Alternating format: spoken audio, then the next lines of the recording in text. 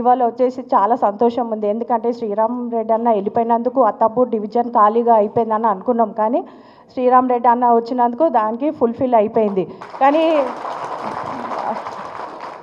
ఇంకొకటి నర్మదమ్మ అన్న గారు కూడా వచ్చినందుకు కూడా చాలా సంతోషమైంది.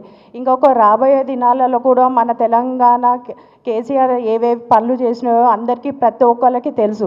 ఇప్పుడు మనం బంగారు తెలంగాణ 2023 నుంచి ఒక మార్వడి చేత ఇచ్చినట్టు అయిపోయింది. ఎందుకంటే మనకి కరెంటు కొరత కానీ నీళ్ళది కానీ అన్నిట్లలో చాలామంది ఇబ్బంది పడుతున్నారు. మా డివిజన్లో నేను ఎప్పుడు కేటీఆర్ అన్నకి సబితమ్మ గారికి ఎప్పుడు రుణపడి ఉంటా. ఎందుకంటే నా డివిజన్లో 50 కోట్ల వర్క్ పర్మిట్ కేటీఆర్ అన్న దేంచి తీసుకున్నందుకు నా డివిజన్ ఫుల్ఫిల్ అయిపోయింది. ఎందుకంటే మా ఎమ్మెల్యే ప్రకాష్ గౌడ్ గత 20 సంవత్సరాల నుంచి రాజేందర్ నగర్ నుంచి ఉన్నా కూడా ఆయన ఒక్క పని చేయలేకపోయినారు. నేను బీఆర్ఎస్ పార్టీలో వచ్చినందుకే 50 కోట్ల పని చేసినాను. ఎందుకంటే ప్రజలకి ఒక నమ్మకం వచ్చింది, ఏదైనా బీఆర్ఎస్ పార్టీ చేయగలుగుతుంది, కాంగ్రెస్ పార్టీ కానీ బీజేపీ పార్టీ కానీ ఏ పార్టీ చేయలే. ఎందుకంటే బీఆర్ఎస్ పార్టీది ఒక నమ్మకం ఉంది. ఎందుకంటే ఎవరికైనా ఏదైనా హామీ ఇస్తే దానికి తల తాకట్టు ఎందుకు పెట్టే కాదు, అది ఫుల్ఫిల్ చేస్తారు. ఎందుకంటే కేటీఆర్ అన్న